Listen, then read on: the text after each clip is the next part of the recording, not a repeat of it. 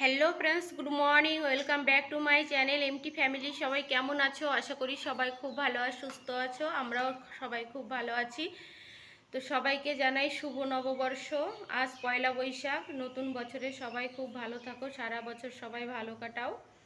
আর দেখো, সব কাজকর্ম হয়ে গেছে সকালবেলায়। এখন জামা কাপড়টা চেঞ্জ করে নিলাম, ঠাকুর ঘরে যাব, ঠাকুর ঘর মুছবো, বাসনগুলো মাজবো ঠাকুরের। আর বিরাসও নিয়ে নিয়েছি, আগে বিরাস করব। এই যে বিরাসে কলগেটও নিয়ে নিয়েছি, বিরাসটা করে তারপরে যাব। তো দেখি কি শেয়ার করতে পারি পয়লা বৈশাখের দিন আজ। ঠিক আছে, দেখতে থাকো, সঙ্গে থাকো। আর এতদিন তো নিরামিষ চলেছে, আজ থেকে আমিষ উঠবে বাড়িতে।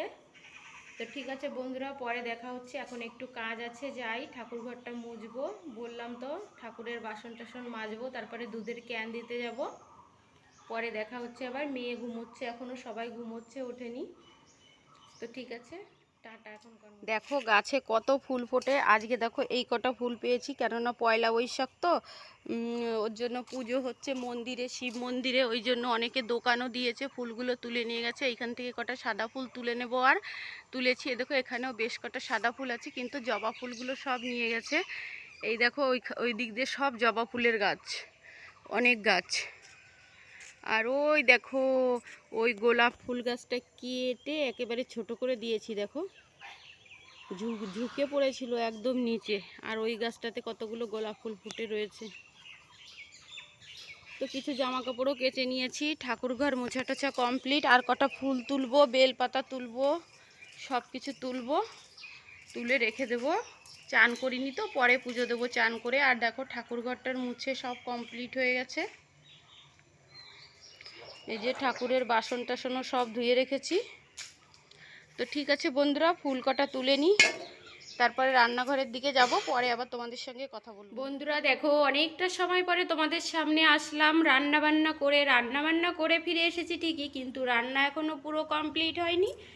আর তৃষা, মিমি আর তৃষার কাকা ছোটো মা, ওরা গেছে শিব মন্দিরে। আজকে পয়লা বৈশাখ, তাই একটু পুজো করতে গেছে। পুজো দিতে আমি কালকে দিয়ে এসেছি, তাই আজকে আর দেইনি। চলো রান্নাবান্নাগুলো একটু শেয়ার করে দিই, কী রান্না হয়েছে আর কি করব। এখানে দেখো টক ডাল করেছি আম দিয়ে। তো বাড়িতে আজকে কিছু লোকজনও আসার কথা আছে, এখন কখন কি আসবে জানি না, ওই জন্য একটু বেশি বেশি করে রান্না করে রেখেছি। আর এখানে দেখো মাছ ভাজা আছে, এখনও কিন্তু ওরা পুজো দিতে গেছে, এখনও সকালেও খাওয়া হয়নি। মানস আর ওর বাবা খেয়েছে। এখানে আমের চাটনি করেছি, মাছ ভাজা, ডাল, আমের চাটনি। আর এখানে দেখো 3 পিস ডিম রান্না করেছি মানসের জন্য, মানে আমার ছেলের জন্য। ও তো মাংস খাবে না, ওই জন্য। আর এখানে করেছি দেখো, রুই মাছ এনেছিল, সর্ষে পোস্ত দিয়ে ঝোল করে রেখেছি। আর এখানে মটন করব, সেই আলু ভাজা করে রেখেছি। দেখো আলুটা ভেজে রেখেছি, আর মটনটাকে মেখে রেখেছি। এইটাকে রান্না করতে হবে দুপুরবেলায়।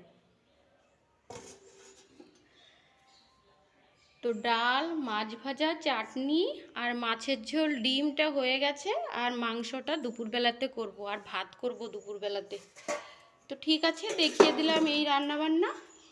গরম লাগছে, খুব গরম পড়েছে। আর এই কটা বাসন আছে, বাসন কটা কলপাড়ে নিয়ে যাব, বাসন কটা ধোবো। কলপাড়ে নিয়ে গিয়ে ওইখানে পেছনের কলে রোদ এসে গেছে, ওই জন্য এখানে তো টিনের শেড দেওয়া আছে, এখানে রোদ নেই, এইখানে বসে বসে ধুয়ে নেব। তো ঠিক আছে বন্ধুরা, আবার পরে ফিরে আসছি। আর বাড়িতে লোকজন আসবে তো অনেকটা থালা টালা হয়ে যায়, তাই দেখো এই থালাগুলি ঘরেই ছিল, আরও রয়েছে অনেক থালাগুলো খুব ভালো শক্ত। তো এই থালাগুলোই ইউজ করব। ঠিক আছে বন্ধুরা, আবার পরে ফিরে আসছি। তো বন্ধুরা দেখো, চান করে নিয়েছি, চান টান করে পুজোও দেওয়া হয়ে গেছে। এখন 1টা বাজে, একটু শুয়েছিলাম নিচে মেঝেতে শুয়েছিলাম, ভীষণই গরম পড়েছে। আর এখন রান্না করতে যাব। তো ফ্রিজ থেকে সেই মাংসটা বের করে নেব, করে রান্না করতে যাব। ভীষণই রোদ উঠেছে জানো তো, এতটাই রোদ উঠেছে। আজকে ডিম নিয়ে এসেছে একরে, এত ফাটা ডিমগুলো, প্রচুর ফাটা।